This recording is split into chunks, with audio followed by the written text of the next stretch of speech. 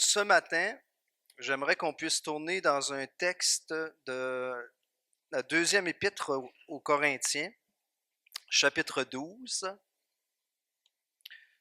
et on va lire les versets 9 et 10. Mais avant, juste parce que Pasteur Clermont puis l'équipe pastorale, on s'est dit qu'on les pasteurs, on se présenterait un peu dans notre témoignage pour que vous puissiez apprendre à nous connaître. Donc, moi, je m'appelle Jérôme Verville. Donc, natif du lac Saint-Jean, d'une famille de 10 enfants, donc le dernier de famille et non le moindre. Et j'ai connu le Seigneur en 1981, donc ça fait 43 ans. Donc, j'avais 18 ans à l'époque. Donc, le Seigneur est vraiment venu me chercher.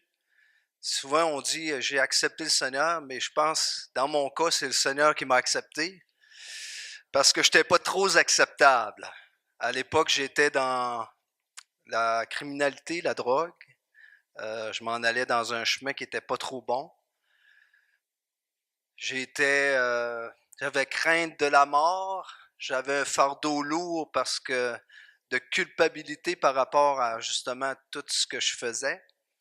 Et c'est là que, suite au témoignage de ma mère qui s'est convertie à l'époque, à l'âge de 58 ans, ma mère a accepté le Seigneur ou a été acceptée par le Seigneur. Alors qu'elle se faisait baptiser à son baptême, c'est là que j'ai entendu le message de l'Évangile et que le Seigneur est venu vraiment me rencontrer. Et quand je suis allé à cette réunion-là, ben, c'était par curiosité, parce que là, ma mère a 58 ans qui se fait baptiser. J'ai dit à ma mère, j'ai dit, t'as pas été baptisée quand t'étais petite? J'ai dit, on est toutes baptisées. J'ai dit, à 58 ans, tu te fais baptiser. Et là, elle m'a dit que le Seigneur l'avait touché, l'avait rencontré. Puis moi, ce qui m'avait impressionné chez ma mère était dépressive. Et du jour au lendemain, elle est devenue une femme complètement changée. Avait plus cette dépression ou cette déprime dans sa vie. Puis elle confessait le nom de Jésus. Elle avait une joie, une paix. Et c'est ça qui m'a attiré. Et alors que le prédicateur qui était là ce matin-là prêchait sur, on se souvient toujours du premier message qu'on entend, sur Pierre qui avait marché sur les eaux, eh bien c'est ce matin-là que je me suis donné au Seigneur et que vraiment je l'ai reçu comme mon sauveur à ce moment-là. Et ce que Dieu a fait particulièrement dans ma vie, une grande chose, je me tiens devant vous ce matin, mais moi j'étais quelqu'un de très timide. Timide, là, maladif, où ce que quand il y avait plusieurs personnes, je bafouillais. On faisait des présentations à l'école qui appelaient des orales. Et moi, c'était des orales, mais ça ressemblait pas trop à des orales. Parce que j'étais tellement gêné que j'en figeais. Et des fois, je bloquais complètement.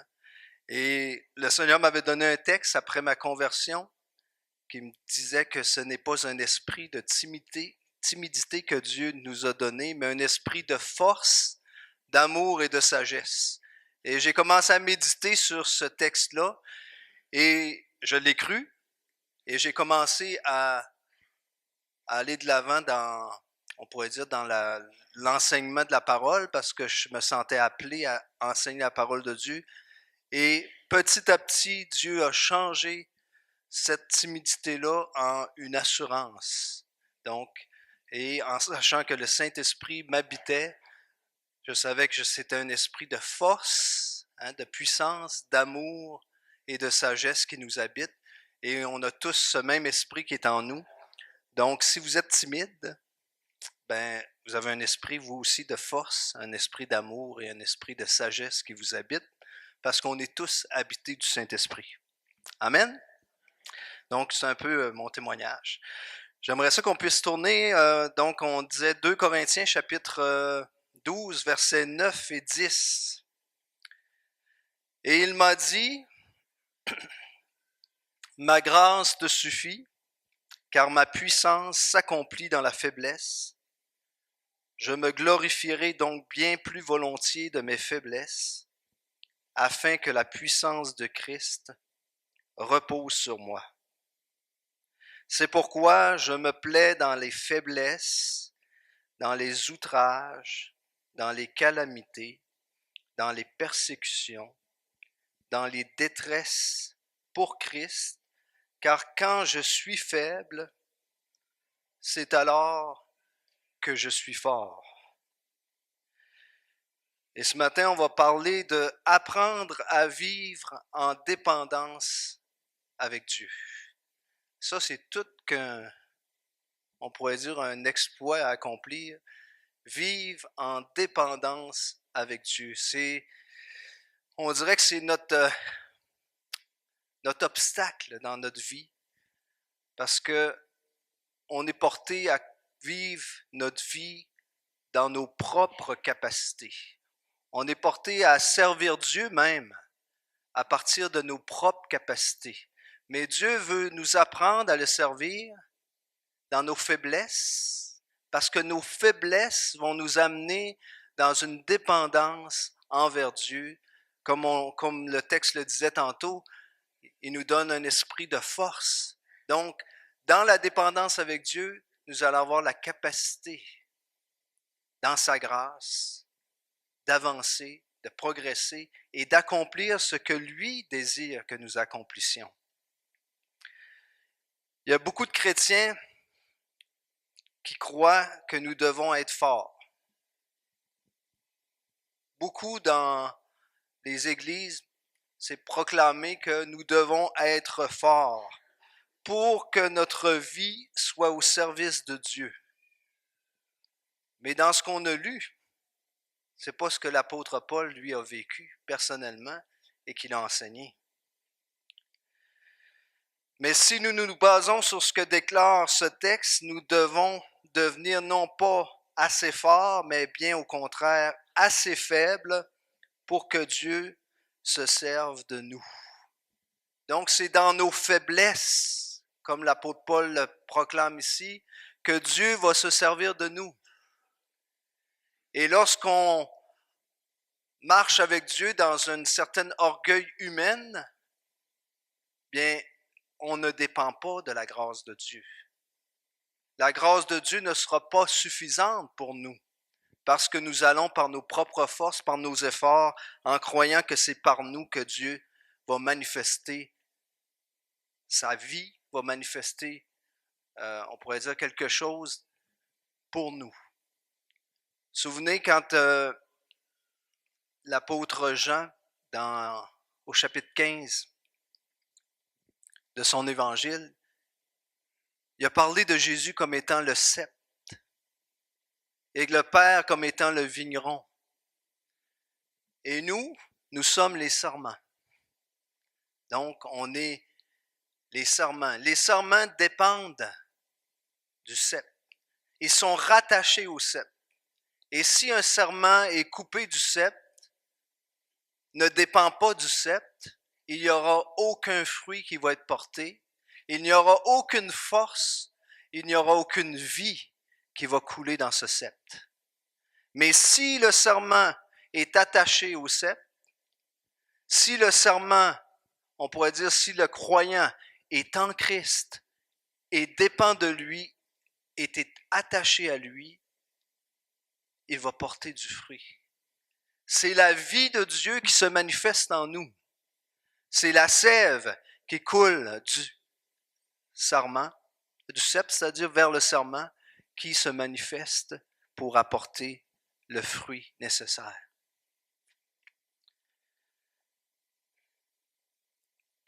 Autrement dit, nos limitations et nos faiblesses ne sont pas un obstacle dans notre marche avec Dieu. Donc, nos limitations, nos faiblesses ne sont pas un obstacle dans notre marche avec Dieu. Au contraire. Au contraire, ce que l'apôtre Paul dit ici, quand je suis faible, c'est alors que je suis fort. Mais bien plutôt, nos faiblesses deviennent un atout, parce que ce sont eux qui nous permettent de dépendre de Dieu. Parce que quand on se pense fort et capable, souvent, on met Dieu de côté. Mais si nous nous savons faibles, si nous nous savons, on pourrait dire, incapables, bien notre capacité, dans notre dépendance avec lui, elle va venir de lui. Notre force va être manifestée par lui, alors qu'on va l'invoquer et se tourner vers lui. Ce que Dieu méprise le plus chez l'homme, c'est sa faculté de penser qu'il peut être autosuffisant, autonome et indépendant à son égard et à l'égard des autres. Et ça, c'est le premier péché de l'homme, dans le Jardin d'Éden, de penser qu'il peut être indépendant de Dieu, qu'il peut être autonome, qu'il peut se séparer de son Créateur et de vivre sa vie par lui-même. Eh bien, frères et sœurs, au contraire, nous sommes dépendants de Dieu, nous avons besoin de lui, nous sommes la créature, il est le Créateur, il est le Père, nous sommes ses enfants. C'est de lui que nous vient la force d'accomplir ce que Dieu désire de nous.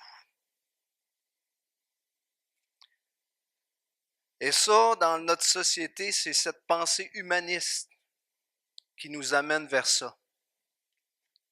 Vous savez, la société, qu'est-ce qu'elle nous enseigne? Elle nous enseigne que l'être humain est capable, l'être humain est fort, l'être humain peut tout.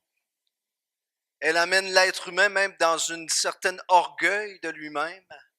L'homme est pratiquement devenu son propre origine. Dans nos sociétés, dans nos entreprises, c'est toujours la productivité qui est mise de l'avant et non pas la personne elle-même qui accomplit un travail.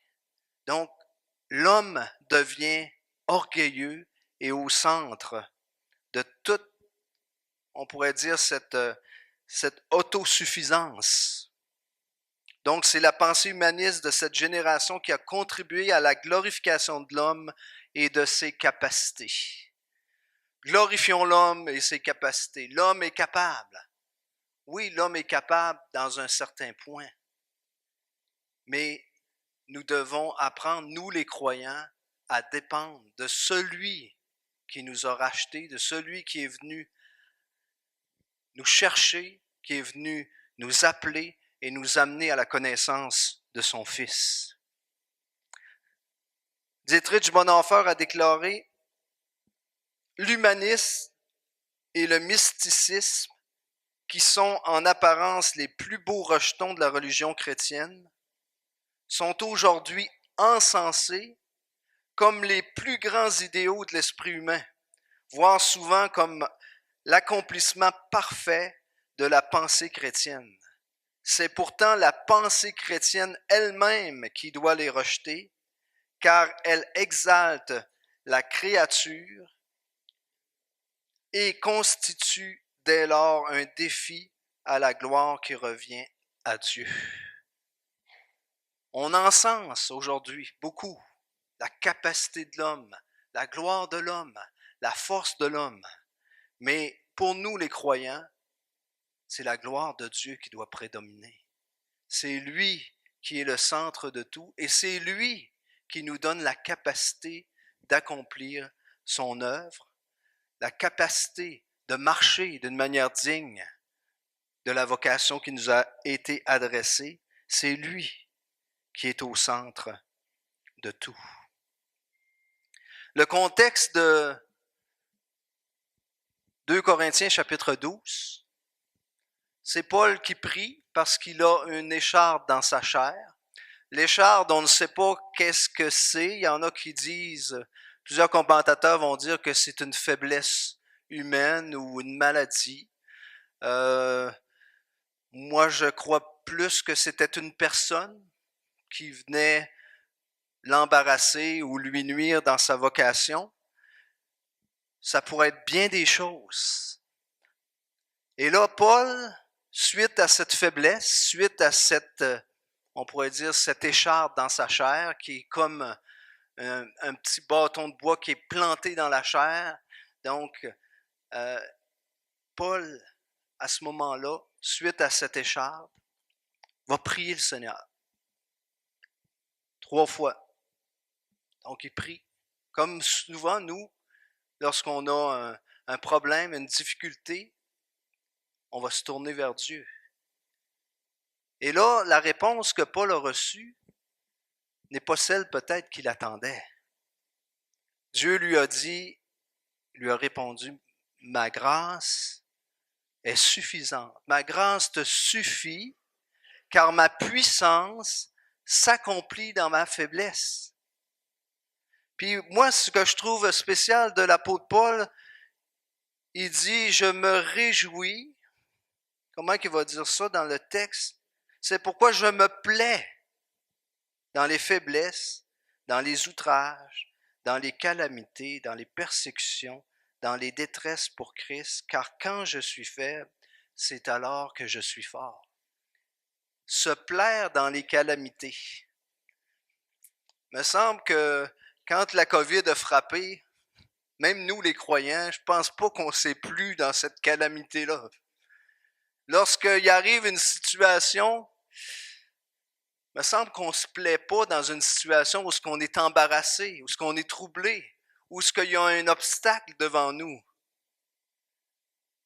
Il me semble que quand on a une faiblesse, en tout cas pour ma part, je n'ai pas tendance à me plaire dans cela. Au contraire, je suis mal à l'aise, puis j'ai hâte de sortir de cette situation-là où je voudrais que cette faiblesse-là puisse disparaître.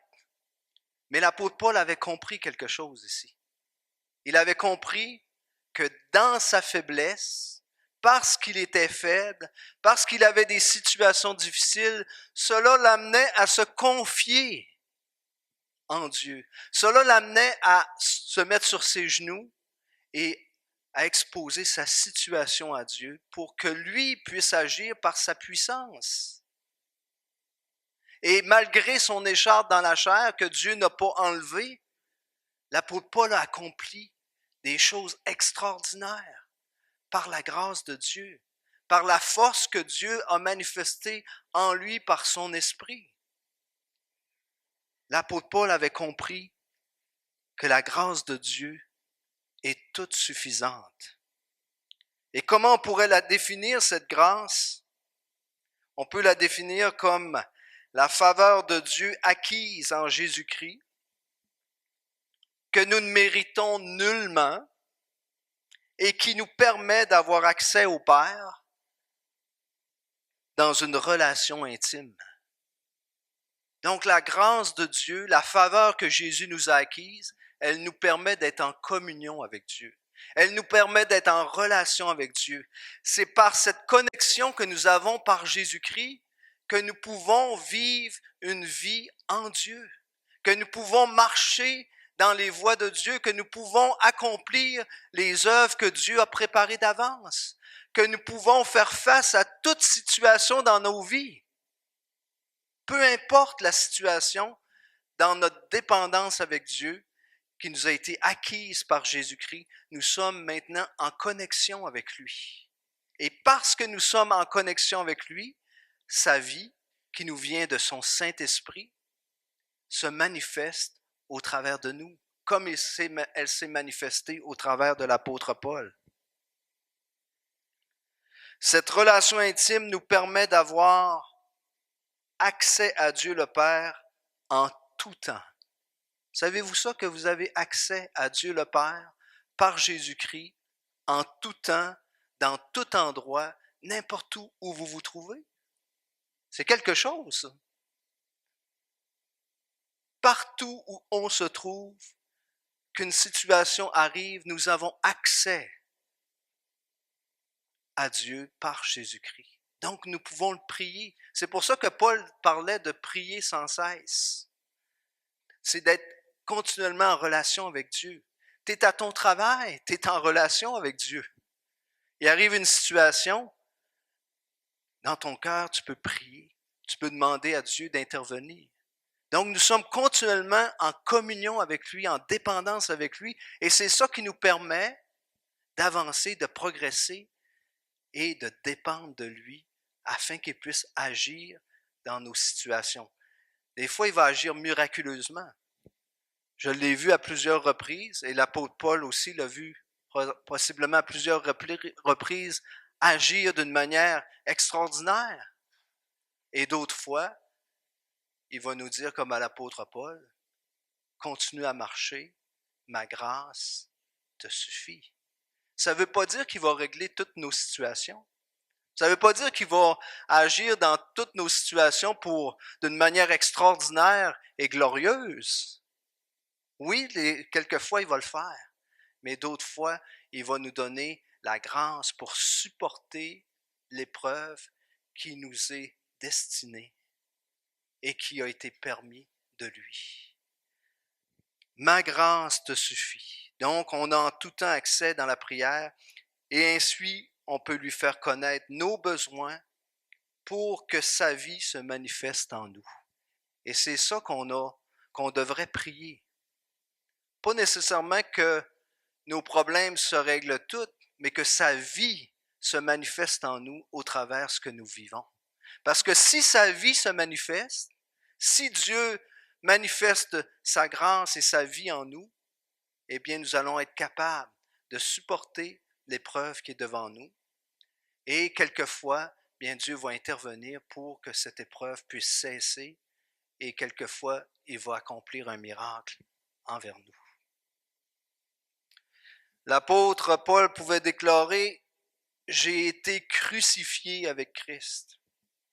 Si je vis, c'est plus moi qui vis, c'est le Christ qui vit en moi ou au travers de moi. » Et nous avons tous l'Esprit de Dieu, le Christ qui habite en nous. Nous avons tous aussi été crucifiés avec lui, parce que nous nous sommes identifiés à lui dans l'Évangile. Quand Christ est mort, nous sommes morts à la croix. Figuratif, oui, mais nous sommes morts, nous étions là parce qu'il a été cloué à notre place. Il a porté nos péchés. Il a porté la malédiction que nous méritions. Il a porté en son corps tous nos péchés sur le bois. Et il nous a imputé sa justice. Donc nous sommes des justes devant Dieu. Et c'est la vie de Dieu qui se manifeste en nous, la vie de Christ. Ce n'est plus nous qui vivons, mais dans cette vie, nous vivons par Jésus-Christ, en Jésus-Christ, et sa vie se manifeste au travers de nous. Dans Hébreux 4, versets 15 et 16, « Car nous n'avons pas un souverain sacrificateur qui ne puisse compatir à nos faiblesses. Au contraire, il a été tenté comme nous en toutes choses, sans commettre de péché. » Donc, il a été tenté en toutes choses, mais il n'a pas commis le péché. Approchons-nous donc avec assurance du trône de la grâce, afin d'obtenir miséricorde et de trouver grâce pour être secourus dans nos besoins. C'est cela que Paul parlait quand il parlait de dépendre de la grâce, que la grâce de Dieu était suffisante. Nous apprenons à dépendre de lui dans toute situation. Et notre souverain sacrificateur qui est Jésus-Christ, notre représentant, lui-même a souffert. Lui-même a été tenté. Donc, il peut nous comprendre. Il comprend la nature dans laquelle nous sommes. Lui n'a pas péché, mais il était quand même dans une nature de faiblesse. Il s'est abaissé, il est parti du ciel, d'où il était auprès de son Père pour devenir humain, pleinement humain. Et il a vécu la faim, la soif, la tentation. Il a vécu la fatigue, toute la faiblesse que nous, on peut vivre. Jésus-Christ l'a vécu.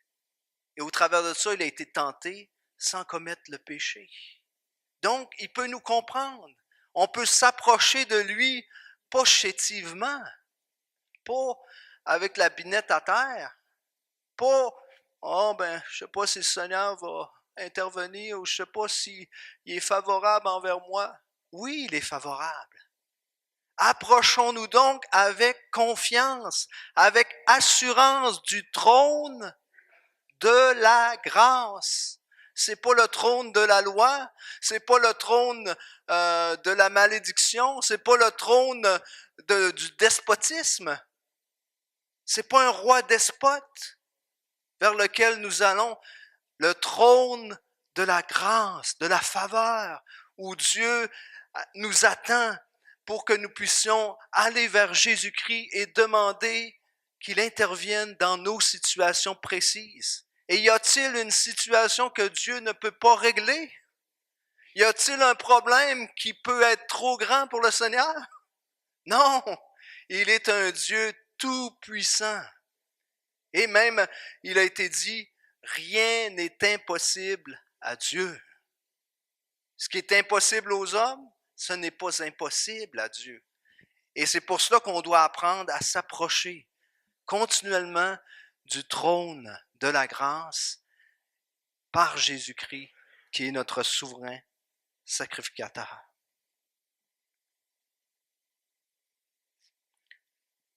Jésus, qui est notre exemple suprême, a vécu dans la limitation du corps humain et dans une parfaite dépendance à son Père. Lui, il a vécu cette dépendance à son Père dans sa faiblesse, parce qu'il avait la faiblesse de la chair, la limitation dans son corps humain. Dans Jean 5, 19, reprit donc la parole et leur dit, « En vérité, je vous le dis, le Fils ne peut rien faire de lui-même. Il ne fait que ce qu'il voit faire au Père, et tout ce que le Père fait, le Fils aussi le fait pareillement. » Il ne fait rien de lui-même. Pourtant, il était Dieu, il était une personne de la Trinité, une personne divine. Il aurait pu, mais il a appris à dépendre de son Père.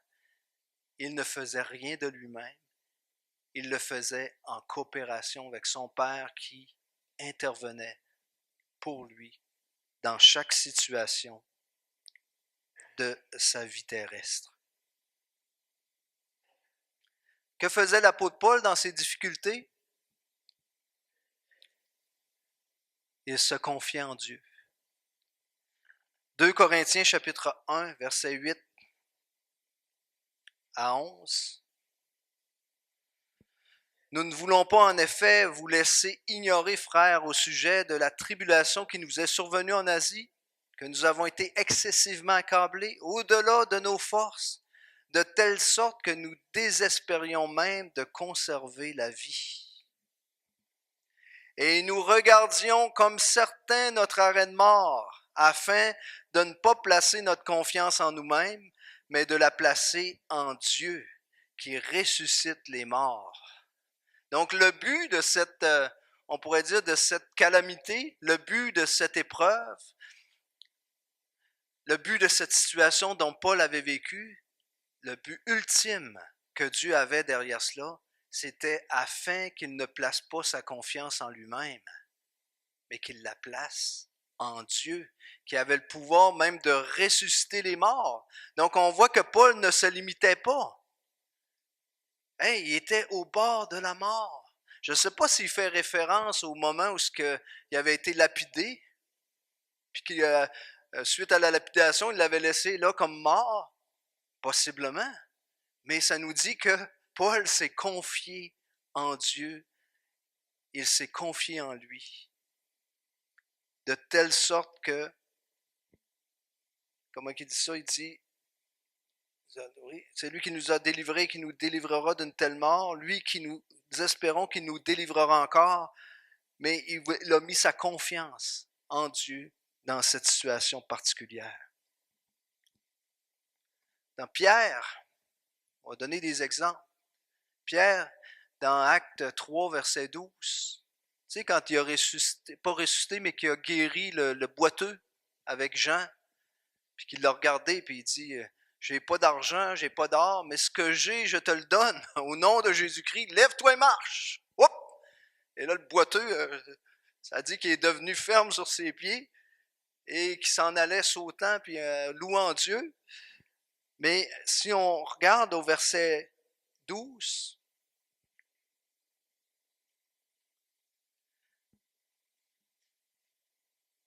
Pierre, voyant cela, dit au peuple, « Hommes israélites, pourquoi vous étonnez-vous de cela? Pourquoi avez-vous les regards fixés sur nous comme si c'était par notre propre puissance et notre piété que nous eussions fait marcher cet homme? C'était pas par ses œuvres, c'était pas par sa piété, c'était pas par sa propre puissance, mais c'était par la puissance du nom de Jésus-Christ. » C'est Dieu qui a opéré ce miracle. Et ici, Pierre le rappelle. La source de la guérison n'était pas la piété de Pierre ou de Jean, ni leur propre force, mais bien et bien la puissance et la souveraineté de Dieu pour démontrer que Jésus est le Messie. Ce miracle-là était pour démontrer que Jésus-Christ était le Messie. Et c'est la puissance de Dieu qui l'avait opéré, oui, au travers de l'apôtre Jean et de l'apôtre Pierre, mais c'était la puissance de Dieu qui s'était manifestée au travers d'eux. Moïse, souvenez Moïse quand il est allé pour libérer le peuple, la première fois là, qu'il a voulu libérer le peuple, savez-vous que ça a mal tourné son affaire? Il savait que Dieu l'appelait à cela. Mais là, il est allé par ses propres forces. Puis là, il a vu un Égyptien qui maltraitait un Juif, qui maltraitait un Israélite. Et là, il a pris à force. Bing, bang! Il l'a tué, l'Égyptien, puis il l'a enterré dans le sable. Tout s'est fait d'un shot. L'enterrement, tout. Il n'y a même pas eu d'obsèque. Ça a été vite. Vite fait, bien fait. Bing, bang! Puis après ça, là, il voit les frères qui se chicanent, les deux Israélites qui se chicanent. Là, il veut faire la paix. Et là, il y en a un qui dit, veux-tu nous tuer comme tu as tué l'Égyptien? Là? Il dit, c'est quoi là, ton affaire? Là? Et là, ça nous dit qu'il a su là, que Pharaon probablement était au courant de l'affaire. Et là, ça nous dit qu'il s'est sauvé au désert. Puis là, au désert, il a passé combien de temps? 40 ans dans le désert. Je pense que c'était le désert de Madian, quelque chose comme ça. 40 ans. Oh, toute qu'une formation. Puis savez-vous que quand Dieu l'a appelé, là, il savait qu'il était faible. Il avait eu l'expérience de quand il était allé par ses propres forces. Là, il ne voulait plus y aller. Là, c'était le contraire. Non, non, Seigneur, envoie qui tu voudras. Pas moi, j'ai de la misère à parler, j'ai la langue embarrassée. Ça marche pas mon affaire. Non, non, non, non. Puis je ne saurais même pas quoi le dire.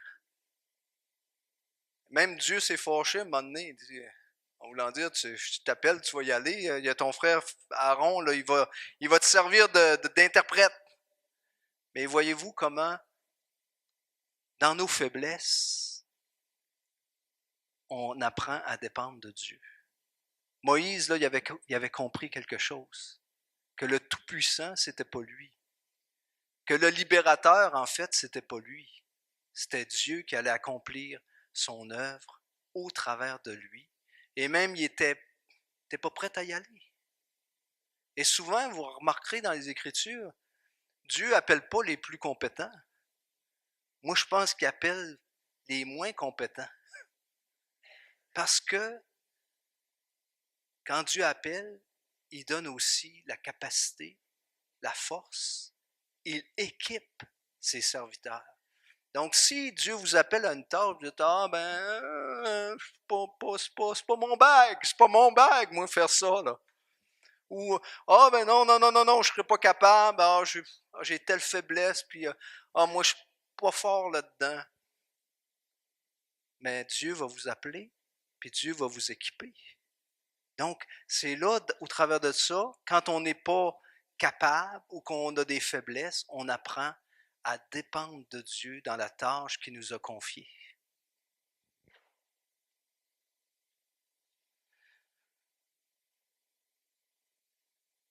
Autre exemple, Gédéon.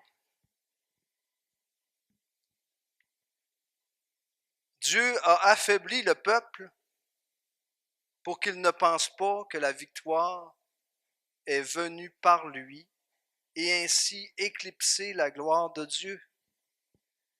Hey, Gédéon. Puis c'en était-tu un qui n'était pas capable, ça? Quand Dieu l'a appelé, il dit, je suis le plus petit de la petite famille dans le fond du rang. Puis en plus que peut-être le moins équipé. Puis là, il était devant Dieu, puis là, il donnait toutes ses excuses. Pourtant, Dieu l'avait appelé juste avant vaillant héros. Hein, c'était ça, hein? Vaillant héros.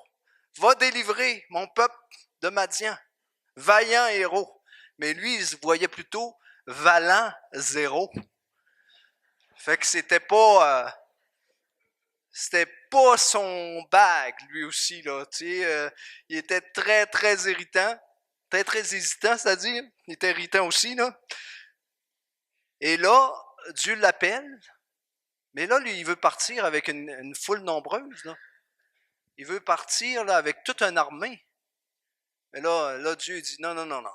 Vous êtes bien trop nombreux parce que là, vous allez en tirer de la gloire personnelle. Et l'autre armée, eux autres, ils étaient 33 000 dans l'armée de Madian et toute la compagnie.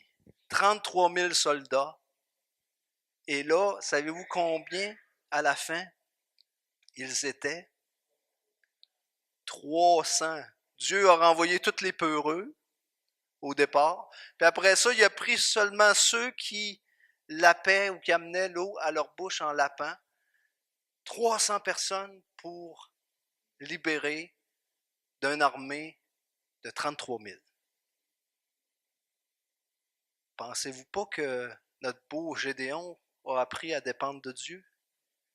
Au travers de ça, je te dis que là, il écoutait les directives de Dieu quand Dieu lui a montré comment faire pour avoir la délivrance. Je te dis que son oreille était attentive.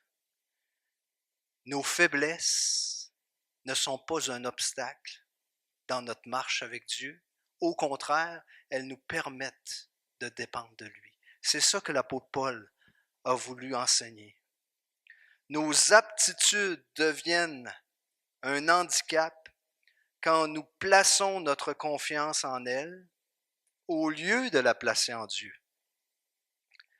Dieu désire nous amener au bout de nous-mêmes et de notre confiance en nos propres forces afin que nous nous en remettions entièrement à lui et à sa grâce et à sa force aussi.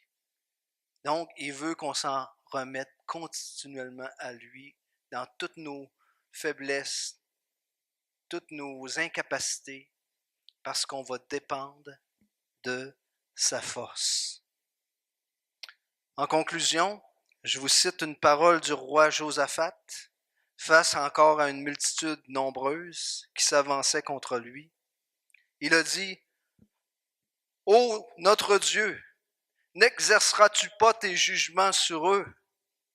Car nous sommes sans force devant cette multitude nombreuse qui s'avance contre nous, et nous ne savons que faire, mais, et ce mais-là est très important, mais nos yeux sont sur toi. » Et c'est ça que le Seigneur veut qu'on apprenne au travers de sa parole, au travers de nos situations, apprendre à se confier en lui, dans la prière, exposer nos besoins, exposer nos difficultés, exposer ce que nous vivons, même intérieurement, afin que lui puisse intervenir.